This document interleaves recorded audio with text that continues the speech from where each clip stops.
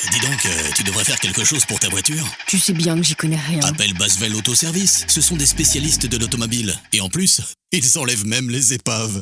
Basvel Autoservice, toute solution pour automobile. Mécanique, carrosserie, peinture, diagnostic, décalaminage, multimédia. Également achat, vente et échange de voitures avec ou sans reprise. Service d'enlèvement d'épave gratuit. En ce moment, le check-up valise diagnostic est offert pour un décalaminage de votre moteur. Plus d'infos sur Facebook et sur YouTube Basvel Autoservice.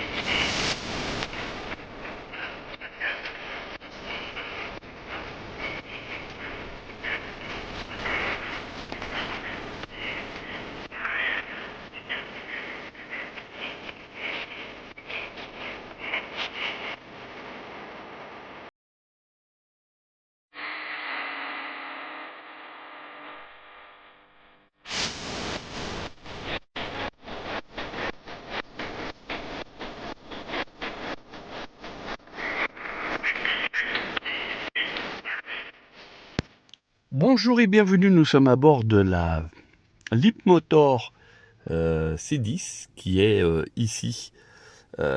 Donc on est à l'intérieur et on a un volant qui fait vraiment très Tesla pour le coup. On a quand même un compteur juste en face des yeux assez intéressant. C'est pratiquement la même dalle que sur une BYD au niveau des dimensions.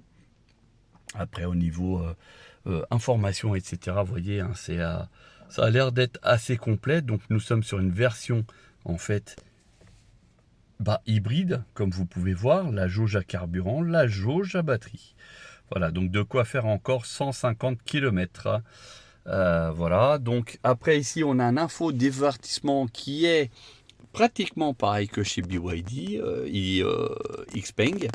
Et ouais, ici vous avez la partie GPS, ici multimédia, et puis là donc on a un petit peu l'ordinateur de bord, d'autres informations, bon il n'y en a pas d'autres, et ici normalement si on clique on devrait avoir, on est sur une version démonstration, donc on n'a pas tout qui est en place. Voilà, donc normalement on a un menu ici d'accès direct sur lequel on peut le modifier. Il suffit d'appuyer, alors non c'est pas ça, tac, ici, et voyez on peut sélectionner, donc rajouter, enlever, etc. Donc là vous voyez où c'est les plus, c'est on peut rajouter mais il faut retirer de plus haut. Voilà, vous avez un mode camping, je ne sais pas à quoi il correspond. Enfin, il y a pas mal de petites choses sympas. Et quand vous avez fini, vous appuyez sur la touche verte et automatiquement, c'est clôturé. Voilà, c'est exactement comme sur les BYD, etc. Sauf qu'ici, l'avantage, c'est que chez Leapmotor, on peut changer les photos. Contrairement à la BYD qui, elle, on ne peut pas faire ce genre de choses. Voilà. Donc c'est assez bien, c'est correct. De ce que je vois au premier coup d'œil, on ne peut pas séparer l'écran en deux. Ça c'est fort dommage. Bon et là vous avez vu, hein, j'ai appuyé mais je n'ai pas accès. Voilà. Il faut que je désactive pour y avoir vraiment accès. Bon là on n'a pas. Après ici c'est le menu comme les voitures chinoises. Ok, et là on a un menu principal ici et on a un autre normalement ici. Regardez, chaque fois que je vais vous mettre, vous voyez, donc il y a le V2L qui va vous permettre de brancher justement une raclette, hein, on est plein dans la saison, donc une raclette, une fondue aussi, pourquoi pas, enfin tout ce que vous voulez qui fonctionne par du 220 volts. Bien sûr, programmation de la charge, donc c'est intégré directement avec le véhicule. Vous avez les différents ADAS, donc qui va vous permettre effectivement d'avoir ici, hein, là c'est tout ce qui est confort, le mode de conduite confort, sport et personnalisé, donc ça c'est intéressant. Là vous avez la possibilité de rouler que en thermique, électrique ou hybride. Voilà.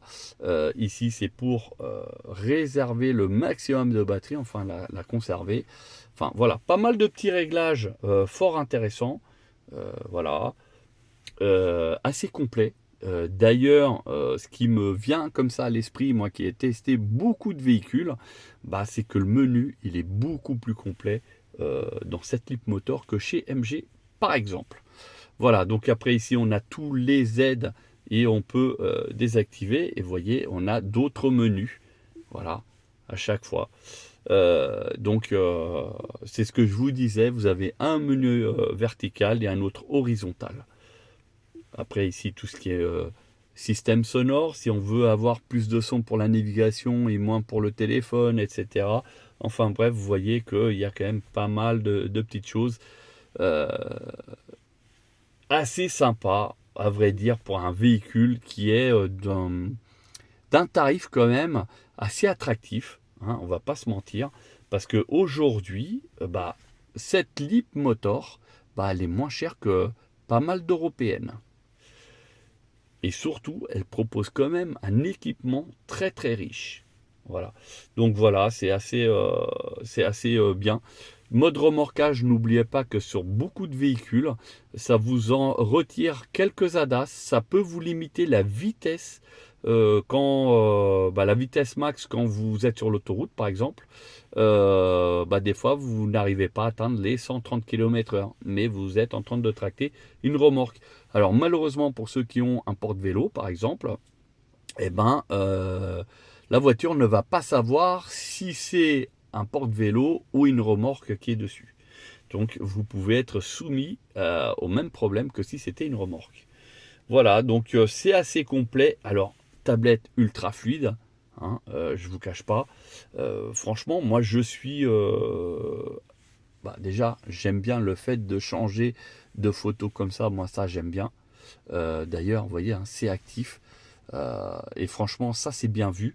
Il y aurait d'autres constructeurs qui devraient justement prendre l'exemple, hein, notamment les européennes, hein, entre autres. Au niveau de l'ordinateur de bord, au premier coup d'œil, boîte de vitesse, les vitesses qui sont affichées ici, et le sélecteur, c'est justement comme les Tesla.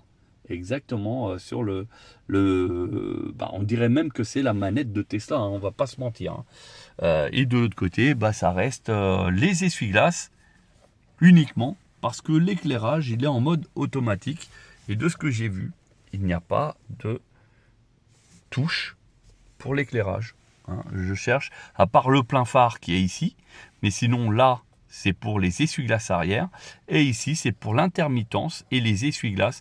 Donc intermittent doucement, intermittent un peu plus rapide, essuie-glace normal, et ici essuie-glace plus rapide. Voilà. Donc qu'est-ce qu'on peut avoir comme information? J'essaye de voir si ça bouge, mais a priori ça n'a pas l'air.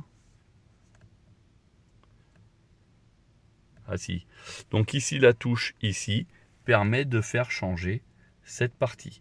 Donc là vous avez la navigation, et ça c'est très très bien, parce que malheureusement en 2025 voire même 2026, il y a encore des constructeurs qui n'affichent toujours pas le GPS sur le compteur. Alors on est d'accord que le GPS il peut être là et que c'est beaucoup plus agréable, mais parfois on pourrait mettre ici une autre source et avoir autre chose. Alors il faut savoir, par exemple, chez certains constructeurs, ils préfèrent couper l'écran en deux, avoir par exemple le GPS d'un côté et de l'autre côté une autre source. Sur cet écran-là, a priori pour le moment, il n'y a pas cette possibilité. Vous avez qu'une seule source qui s'affiche directement sur l'écran. Donc ici on a le GPS, et puis après ici le média. Donc si c'est la radio, logiquement vous avez l'information de la radio, et sinon c'est YouTube s'il y a, mais normalement il n'y a pas. Voilà, et on revient sur l'ordinateur de bord. Alors ça c'est la centralisation. Vous voyez, là j'ai fermé la voiture et là je l'ai ouverte. Ici je ne sais pas à quoi ça sert parce qu'il n'y a aucune action. Mais comme je suis dans un véhicule qui est en mode showroom, Donc automatiquement, il y a beaucoup de choses qui ne fonctionnent pas. Regardez, j'essaye de toucher, ça ne marche pas. Et pareil pour ici. Il n'y a rien qui se passe. Là, c'est le volume. Voilà, vers le haut et vers le bas, c'est le volume, mais rien d'autre. Et quand j'appuie ici, bah, c'est juste l'affichage là qui change. Voilà, et sur l'écran là-bas, le grand écran, il n'y a rien qui change. Bon, le fait qu'il soit pénalisé par le mode showroom, bon, bah voilà, c'est comme ça. Avantage également, c'est qu'ici au niveau de la console centrale, on sera pratiquement comme chez Xpeng et Tesla, hein, on va pas se mentir. Ici, un chargeur à induction. Là, les portes, canettes, gobelets, bouteilles, tout ce que vous voulez. Un éclairage d'ambiance qui fait toute la longueur du tableau de bord, vous voyez, mais qui vient aussi sur les portières. Et au niveau des portières, on va pas se mentir, c'est super bien fini. C'est assez réussi. Au niveau de la qualité d'assemblage, je dirais que c'est, on va dire, standard aux versions chinoises. Hein. Équivalent, pareil, à du Tesla. Hein, Tesla, les dernières Tesla qui viennent de sortir, on est sur d'équivalent. Ici, on est sur un plastique, mais qui donne l'impression d'être peau de pêche. Et honnêtement, c'est agréable. Je suis même surpris qu'ils aient réussi à faire cette espèce de matière vraiment intéressante. Juste ici, c'est du cuir molletonné. Voilà, donc agréable au toucher. Donc l'avantage, c'est que c'est assez simple de nettoyage. Bon, là par contre, au niveau finition, on peut y passer le doigt, vous voyez, regardez. Bon, ça c'est un petit peu dommage. Regardez, là je passe le doigt. Hein. Voilà. Mais après, on va pas se mentir, ça reste un véhicule d'un tarif quand même assez bas. Et honnêtement, entre nous, ça n'a pas à rougir en face des voitures européennes.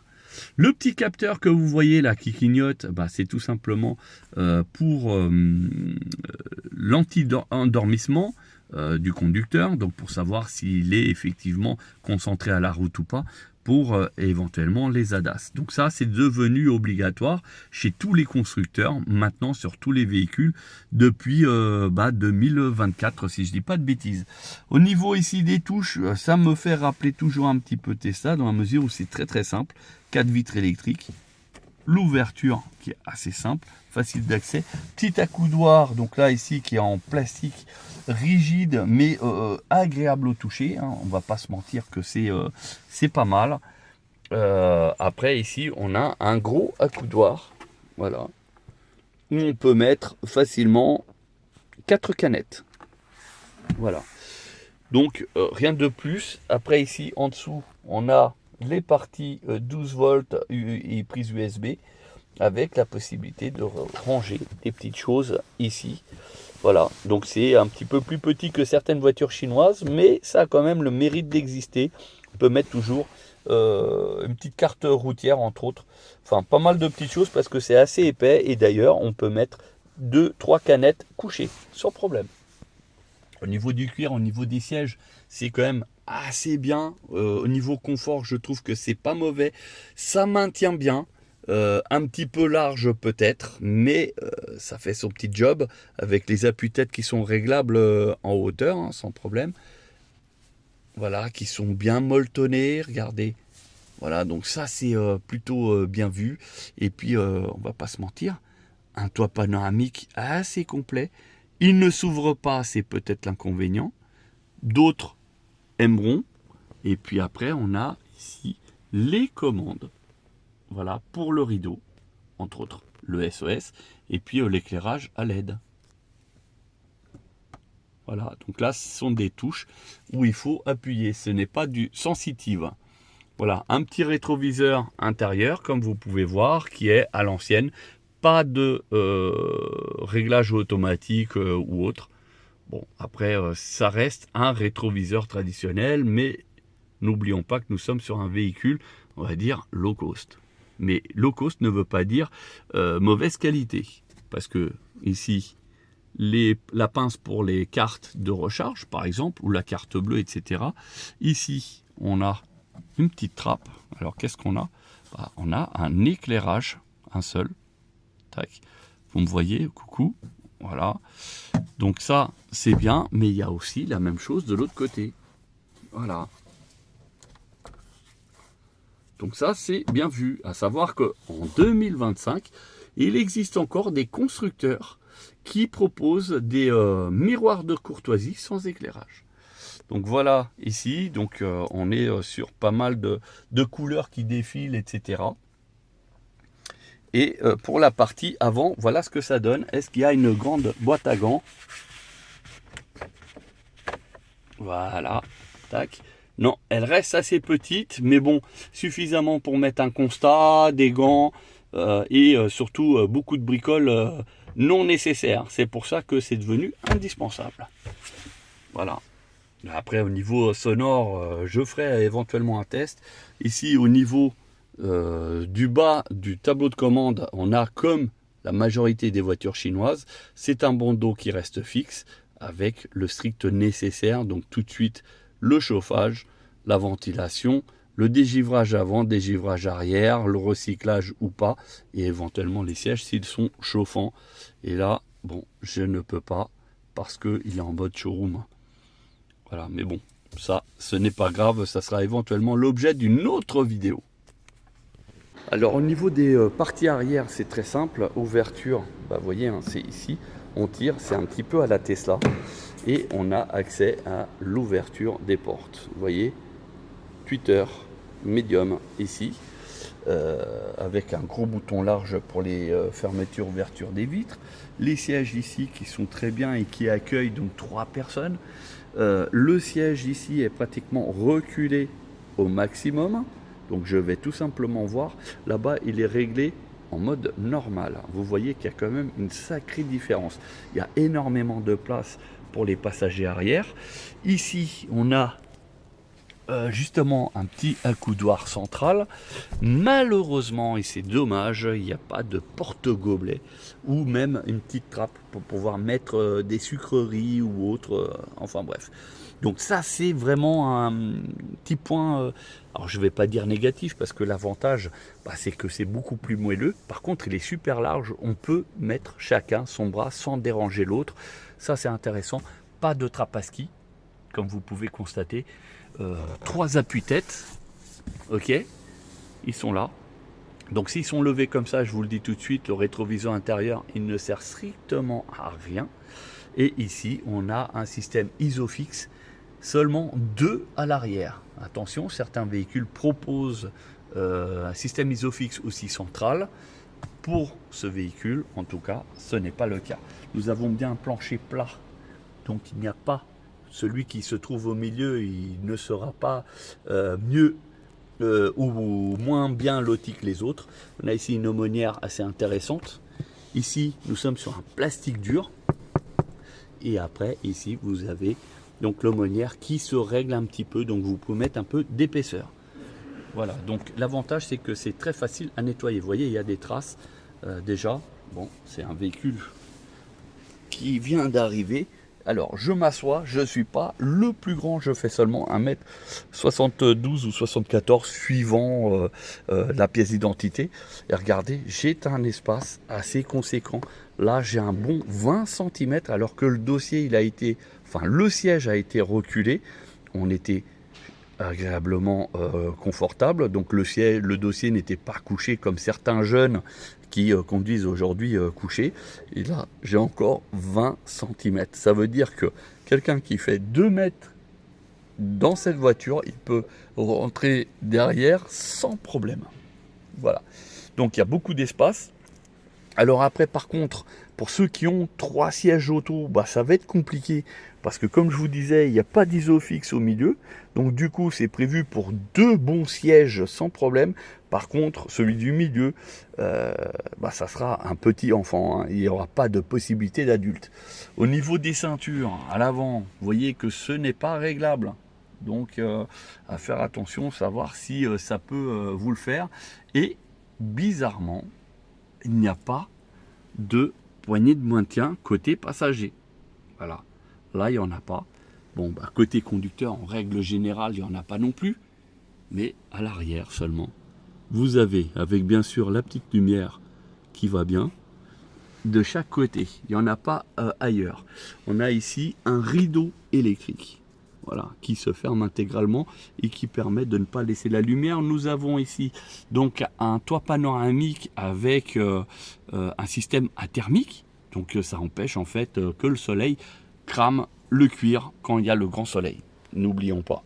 Voilà, parce que nous sommes sur un intérieur cuir qui est perforé, donc en termes de confort, c'est assez appréciable, je ne vous le cache pas. Et même au toucher, il est vraiment très très agréable.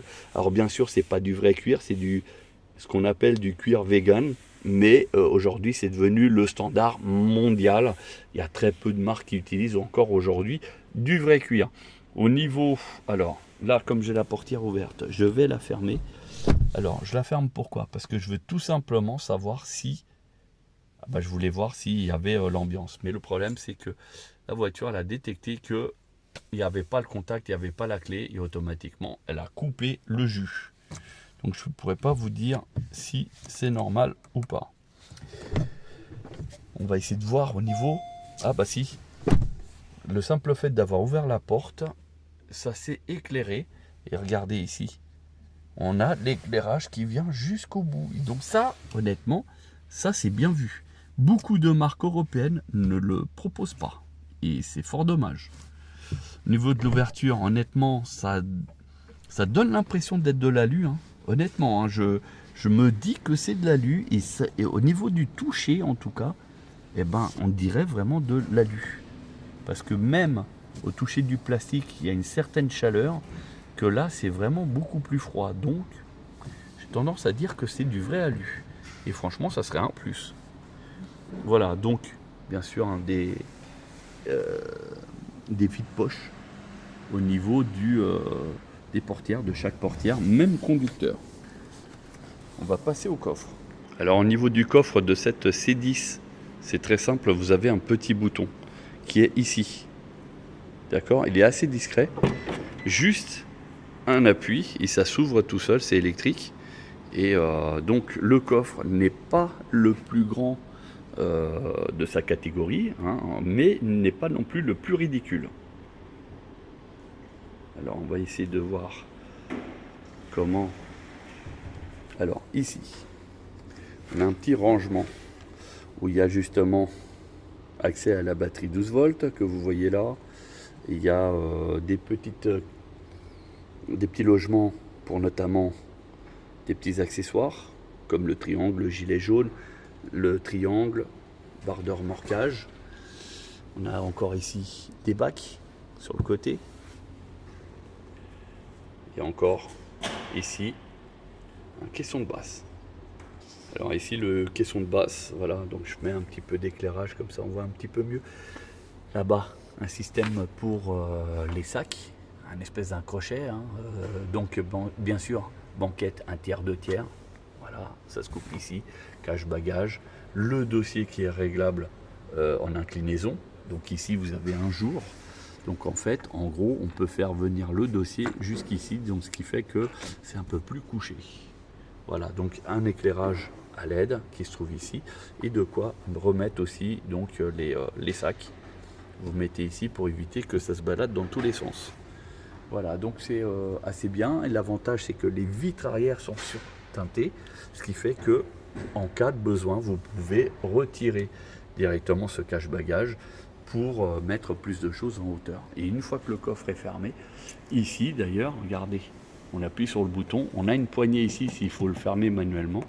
Et là, vous verrez que les vitres sont teintées, donc ça fait quand même beaucoup plus discret de ce qu'il y a à l'intérieur. Regardez, voyez, donc là je suis obligé entre guillemets de faire de l'ombre pour voir ce qui se passe. Et là bien sûr on voit pourquoi, parce qu'il y a la lumière en fait par rapport au pare-brise, et donc quand on est comme ça effectivement on voit mieux. Voilà, donc voilà à quoi ça ressemble. Même ici sur le côté on a les vitres teintées, surteintées à l'arrière. Alors au niveau des jantes, ce sont des vraies jantes alu, donc chaussées en Dunlop en première monte, en tout cas ici en fin 2025, début 2026. Et le pneu malheureusement est d'une taille qui n'est pas forcément la plus courante, parce qu'on est en 245 par 20, et oui, c'est des jantes en 20 pouces, et autant vous dire que malheureusement en termes de remplacement, ça ne sera pas des pneus qui seront seulement à 100 €.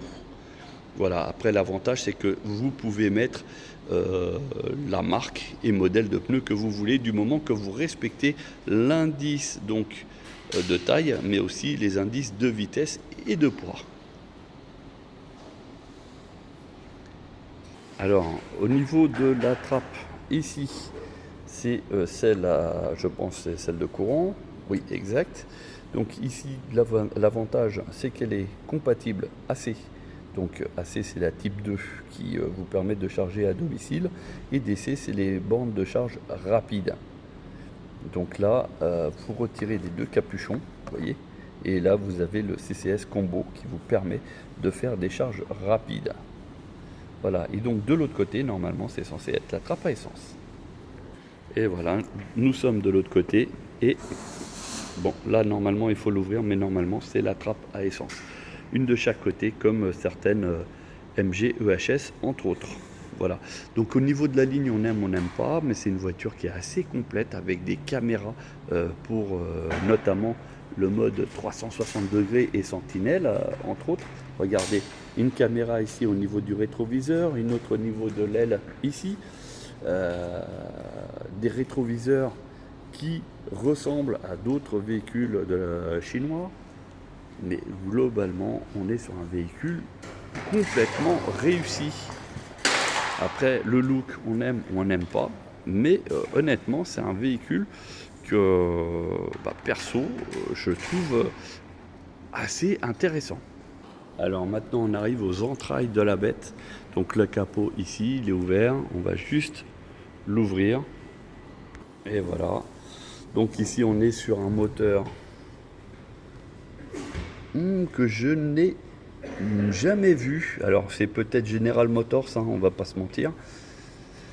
Alors de ce que je vois, ça a l'air d'être déjà un 4 cylindres, donc ça c'est déjà pas mal, hein. On va éviter tout ce qui est PureTech. On a ici la partie électrique du moteur ici, donc ça voudrait dire que c'est une version traction ou pas. Faudrait que je regarde ça avec plus d'attention, mais c'est possible que ça soit une traction.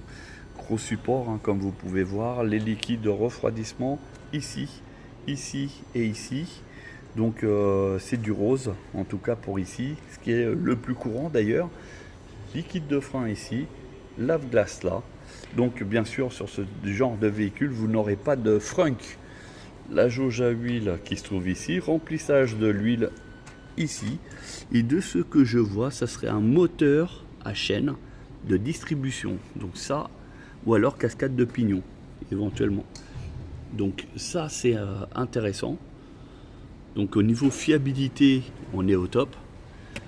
Après, je suis en train de voir s'il y a un débitmètre d'air, mais a priori sur ce modèle, en tout cas, parce que là on est sur le boîtier filtre à air ici, donc avant côté passager, et normalement le débitmètre d'air, quand il est présent, il est ici. Là il n'y en a pas. Je ne vois pas de vanne EGR, mais il est fort possible qu'il soit caché là-bas. Ici, boîtier à fusible. Voilà, donc juste à appuyer, vous tirez, c'est un couvercle. Et on n'a rien d'autre. J'essaye de regarder.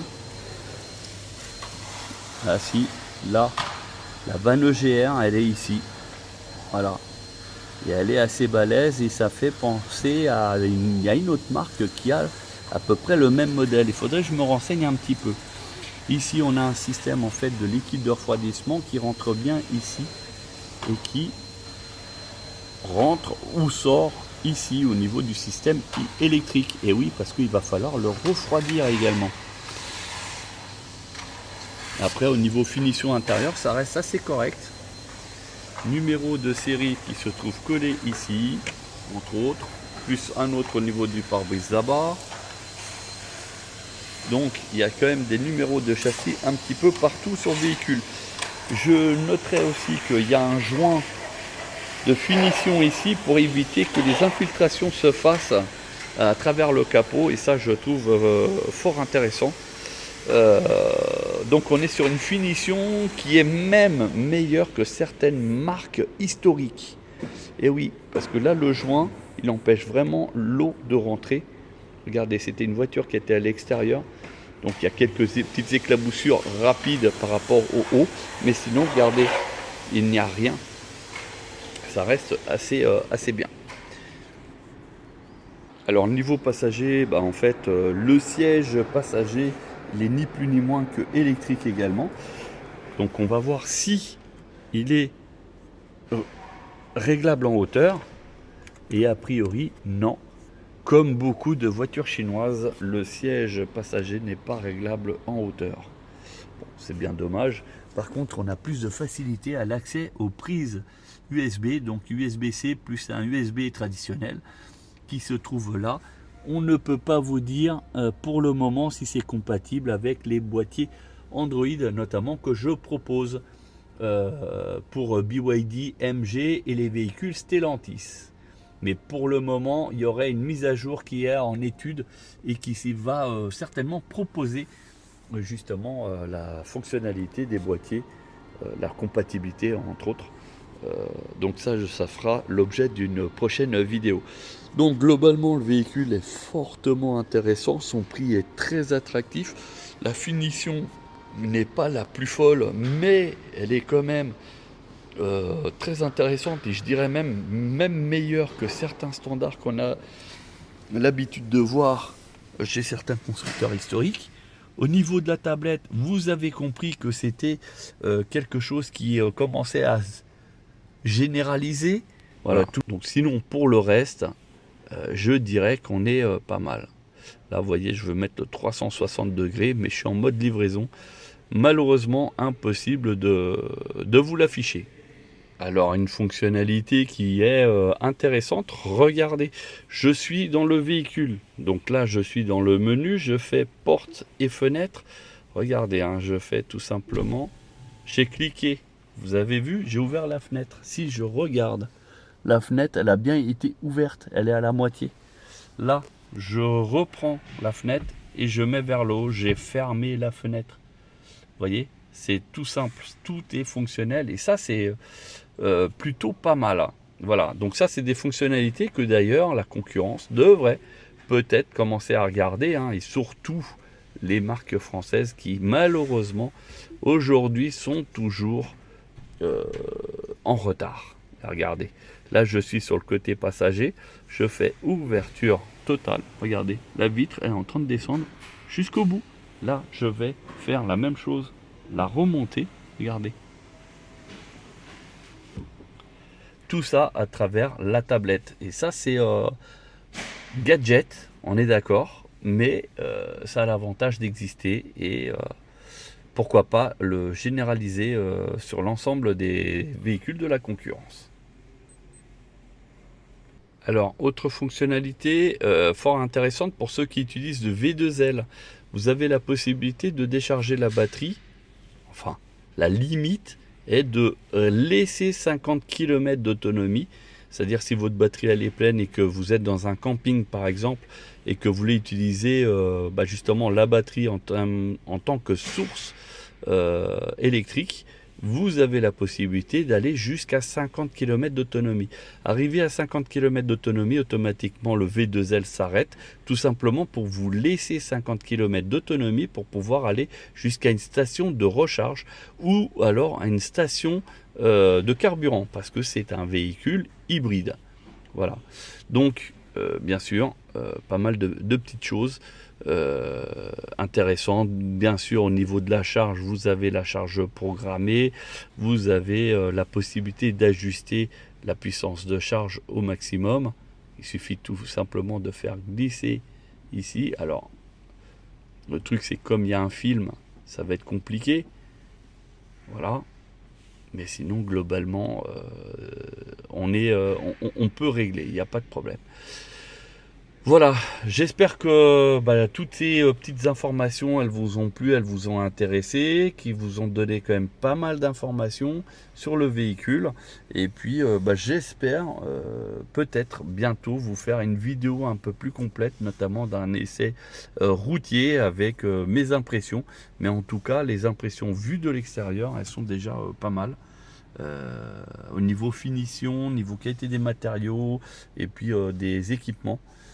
Donc affaire à suivre. Merci d'avoir visionné cette vidéo jusqu'au bout et je vous dis à très bientôt. Dis donc, tu devrais faire quelque chose pour ta voiture. Tu sais bien que j'y connais rien. Appelle Basvel Autoservice, ce sont des spécialistes de l'automobile. Et en plus, ils enlèvent même les épaves. Basvel Autoservice, toute solution pour automobile. Mécanique, carrosserie, peinture, diagnostic, décalaminage, multimédia. Également achat, vente et échange de voitures avec ou sans reprise. Service d'enlèvement d'épave gratuit. Vous vendez votre véhicule chez Basvel Autoservice, le dépôt est gratuit jusqu'à sa vente. Plus d'infos sur Facebook et sur YouTube Basvel Autoservice.